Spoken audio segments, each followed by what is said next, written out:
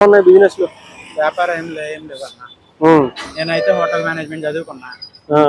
Hotel management చేసావు. Health issue వచ్చింది. ఆరోగ్యశ్రీ అప్పుడు నాకు ఏమి వర్తించలేదు.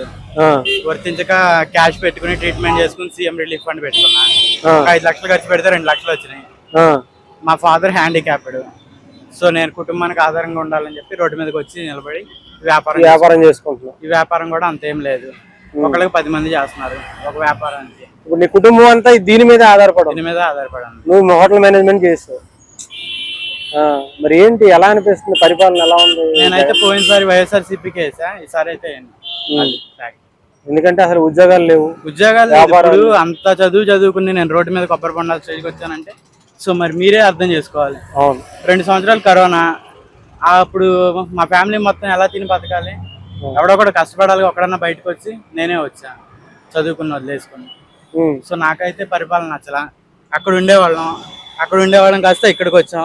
అప్పటి నుంచి 5 సంవత్సరాల నుంచి డ్రైనేజ్ అలాగే ఉంది తప్ప ఏ వర్క్ అయితే జరగలేదు. సో ఎవరు వచ్చినా, పొలిటీషియన్ వచ్చినా లేకపోతే కమిషనర్ వచ్చినా, ఎవరు వచ్చినా వాళ్ళ దగ్గరికి మేము చేతులు కట్టుకుని నుంచుని మాకు ఇది చేసి పెట్టండి అన్న డబ్బులు ఇచ్చే వాళ్ళకైతే చేస్తున్నారు తప్ప ఎవరికైతే పాజిటివ్ గా రియాక్షన్ లేదు.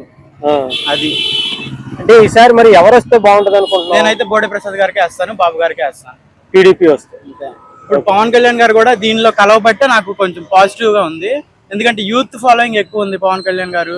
సో అటు ఇటుగా టీడీపీ వస్తుంది. ఆయనకు బలంగా నిలబడతారు, మీ యువత తరపున పోరాడతారు, ఆయన సపోర్ట్ చేస్తారు. తెలుసు కదా యూత్ కి ఎలాంటి ప్రాబ్లమ్స్ ఉంటాయో తెలుసు. సో ఇప్పుడు ఈయన చేస్తున్నాడు, ఎవరికి వస్తుంది ఎవరికి రావట్లేదు తెలియదు, ఏ పథకం ఎవరికి వస్తుందో తెలియదు. అందినోడికి అందుతుంది, లేనోడికి మొండి చెయ్యాలి. పవన్ కళ్యాణ్ గారు ఎలా ఉంది ఆయన రాజకీయం? ఇప్పుడు కొత్తగా వచ్చారు ఆయన, కొంతమందికి కౌలు రైతులకు కూడా ఆయన సొంత డబ్బులు ఇస్తున్నాడు, ఎలా అనిపిస్తుంది? నేను చెప్తున్నాను కదా, పవన్ కళ్యాణ్ గారు ఓడిపోయినా కూడా అలా నిలబడ్డారు. ఎందుకు? ఏదో చేయాలనే కదా. ఇప్పుడు నేను నా ఫ్యామిలీ దీని మీద నిలబడింది అంటే నేను నిలబడాలి కాబట్టి నిలబడ్డా. ఆయనకేం సంబంధం? సినిమాలు చేసుకుంటే డబ్బులు వస్తాయి కదా. ఇప్పుడు ఏదైనా చెయ్యాలనే వచ్చాడు, ఒకసారి ఇద్దాం, అవకాశం ఇద్దాం, తప్పే ఉంది. ఇప్పుడు జగన్ గారికి ఇచ్చాం, అంతకుముందు వాళ్ళకి ఇచ్చాం, వీళ్ళకి ఇచ్చాం, అలాగే ఒక అవకాశం ఇద్దాం, ఏముంది. తర్వాత నచ్చపోతే మళ్ళీ మార్చుకునే అవకాశం కూడా మన చేతిలో ఉంటది కదా. నాకైతే ఆ ఒపీనియన్ ఉంది. పవన్ కళ్యాణ్ గారు వస్తే బాగుంటది, చంద్రబాబు గారు వస్తే బాగుంటది. అంటే ఉద్యోగాలు, వ్యాపారాలు పెరుగుతాయి, వ్యాపారము పెరుగుద్ది, అండ్ కొంచెం ప్రౌడిజం కూడా ఎక్కువ ఉంది అన్ని దగ్గరే. అదే కదా, ఇప్పుడు నేను ఇలా వచ్చాను, అంతకుముందు నాకు బడ్డీ కొట్టుండేది, ఆ బడ్డీ కొట్టి మీద బతికేవాడిని. ఇప్పుడు వాళ్ళు వచ్చి వీళ్ళు వచ్చి అది కదపాలి ఇది కదపాలి అని చెప్పి ఆఖరికి కొబ్బరి బొండాల స్టేజ్కి వచ్చాను.